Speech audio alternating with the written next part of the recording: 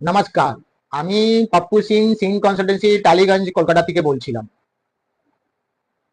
আজকে বিষয়টা হচ্ছে কি, আমরা যে লোন ক্রেডিট কার্ড ট্রেপ মধ্যে যে ফেসে যাই, তার কারণটা হচ্ছে আমরা সিভিলকে ঠিক করার জন্য।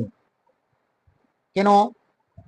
সিভিলকে ঠিক করার চক্করেই আমরা লোন ক্রেডিট কার্ড ক্যারি করতে থাকি।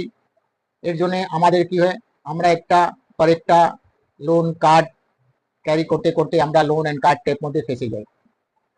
তো প্রিয় বন্ধুগুলো, আপনাকে ডিসিশনটা নিতে হবে কি, আমি আমার সিভিল ঠিক করব, না লোন ট্রেপ থেকে, ক্রেডিট কার্ড ট্রেপ থেকে বেরোবো, ব্যাংক হ্যারাসমেন্ট থেকে বেরোতে চাইছে।